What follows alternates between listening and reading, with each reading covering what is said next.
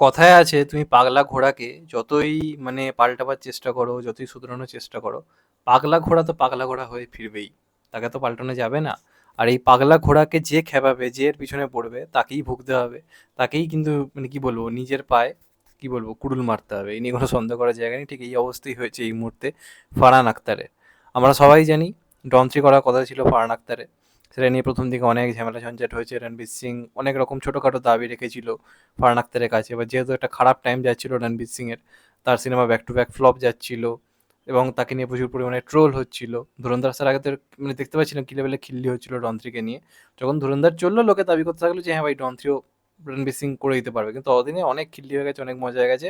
ফারহান আখতার রণবীর সিংকে তাড়িয়ে দিয়েছিল যে ভাই, তোর দ্বারা এসব হবে না, তুই করিস না, এটা ওটা করিস না, তুই যা, তোর দ্বারা এটা হবে না। তো এত রকমের মতবিরোধের কারণে রণবীর সিং তখন সিনেমাটা ছেড়ে বেরিয়ে যায়।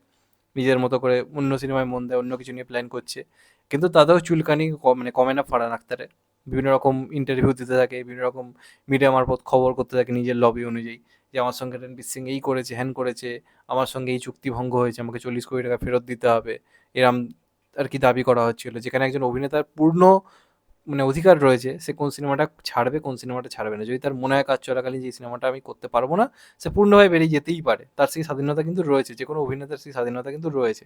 তার জন্য এই টাকার খোরপোশ চাওয়া, এটা তো প্রথম কথা হওয়া উচিতই নয়। সেটা প্রথম কথা হয়েছিল। এবার এই সব কিছুর পরে ধুরন্ধর 1 আর 2 আসে, যেটা সব রেকর্ড ব্রেক করে দেয় এবং রণবীর সিংয়ের দুরন্ত একটা টাইম ফিরে আসে। এখন শুধুমাত্র চর্চায় রণবীর সিং রয়েছে। আপকামিং লাইন আপও দুর্দান্ত রয়েছে, এটা ওটা রয়েছে, এই নিয়ে কোনো সন্দেহ করার জায়গা নেই। এবার এই সব কিছুর মাঝে ফারহান আখতার হাতে পায়ে ধরছে রণবীর সিংয়ের, যা এসে ফিরে আসে বা এটা ওটা করে। এবার এই সব কিছু যখন রণবীর সিং রাজি হয়নি, সে যখন বলে দিয়েছে যে আমি এখন আর করতে পারবো না, আমার দরকার নেই, তুমি খারাপ সময় আমার পাশে দাঁড়াওনি, আমি এখন তোমার পাশে দাঁড়াতে পারবো না, তো আমার দরকার নেই। তুমি যদি আমার থেকে 40 কোটি টাকা ফেরত চাও, একটা কাজ করো, আমার পরবর্তী প্রজেক্ট আসছে প্রলয় বলে, তুমি সেখানে অ্যাসোসিয়েট হও আমার সাথে। তাহলে সেটার কিছু সিনেমার বক্স অফিসের কিছু টাকা আমি তোমাকে দিয়ে দেবো এবং সেটা থেকে লাভ্যাংশ ভাগাভাগি হয়ে গিয়ে আমাদের মধ্যে মিটমাট আমরা একটা করে নিতে পারি। এরকম একটা কথাবার্তা রণবীর সিং থেকে হয়েছিল, যেটা খুবই ম্যাচিওর একটা কথাবার্তা। যে হ্যাঁ চলো ভাই, তোমাকে আমি সিনেমাটায় আসো, তোমাকে আমি সুযোগ দিচ্ছি। এবার এটা না খুব আঁতে ঘা লেগেছে ফারহান আখতারের, যে আমাকে ওর এখানে কাজ করতে হবে এখন ওর থেকে করার জন্য, কনসা হরিদাস পালের এরকম একটা মেন্টালিটি ফারহান আখতারের মনে হয় কাজ করেছিল। ব্যাস তখনই ফারহান আখতার আবার বিভিন্ন মিডিয়াকে বলতে শুরু করে দিয়েছে যে এই রণবীর সিং এর প্রবলেম ডন 3 এই কারণে হচ্ছে না, মিডিয়া মারফত প্রবলেম, যে অনেক অভিনেতা নিজেকে বিরাট বড় ভাবে, কি ভাবে নিজেকে, এই ধরনের কথাবার্তা বলেছে।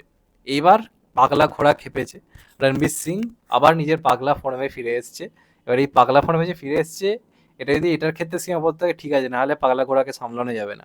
কারণ পুরো বাঁশ দিয়ে দিয়েছে ফারহান আখতারকে।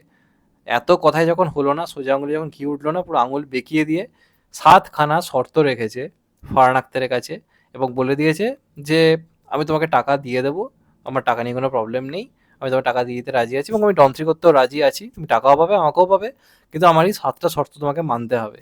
এবার এই শর্তগুলো শুনে যে কোনো প্রডিউসার একটাই জিনিস করবে, চুল্লু ভরা পানিতে ডুব মারবে।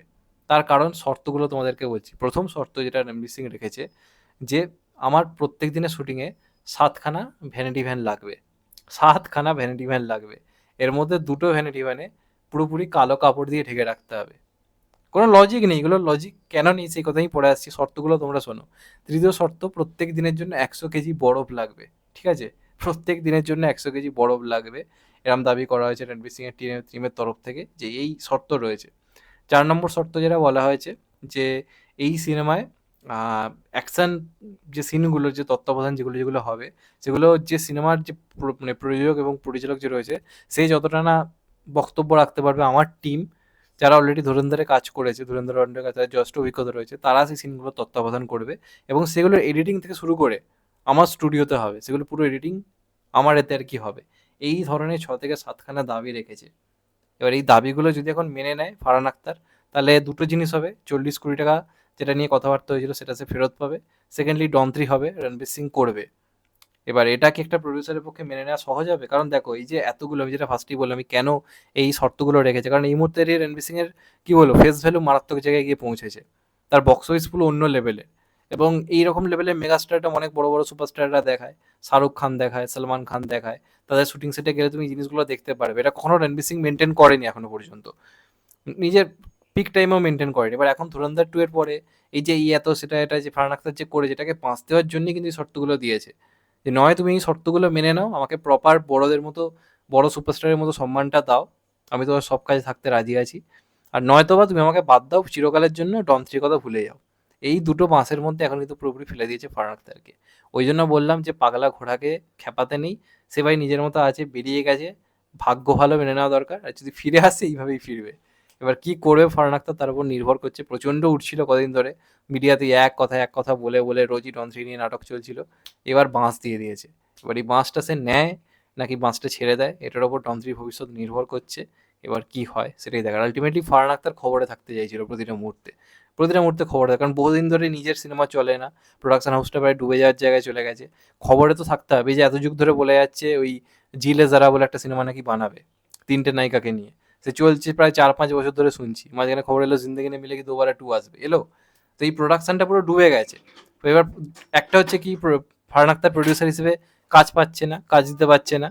সেকেন্ডলি অভিনেতা হিসেবে তাকে কেউ নিচ্ছে না, তার শেষ কাজ বক্স অফিসে চলেনি, যে কারণে যারা খবরে রয়েছে তাদের পেছনে পড়ে পড়ে নিচে খবরে থাকতে চাইছে। তো এটা আমি বলবো রণবীর সিং একদম সঠিক কাজ করেছে। মানুষকে চুপ করাতে গেলে যখন সোজা আঙুলে ঘি ওঠে না, মাঝে মাঝে আঙুল মাখাতে হয়। সেটাই করেছে, আমার মনে হয় এটা যথেষ্ট মানে বুদ্ধিমানের মতো কাজ করেছে, যথেষ্ট ম্যাচুরিটি দেখিয়েছে। এবার এটা নিয়ে তোমাদের কি মতামত জানাতে ভুলো না। চ্যানেলটা নতুন হলে চ্যানেলটা সাবস্ক্রাইব করে দিও and get the bell icon. ভালো থেকো সবাই, টেক কেয়ার, নমস্কার, আবার দেখা হবে। এখন তো বাই, সবাই ভালো থেকো, সুস্থ থেকো, টেক কেয়ার, নমস্কার।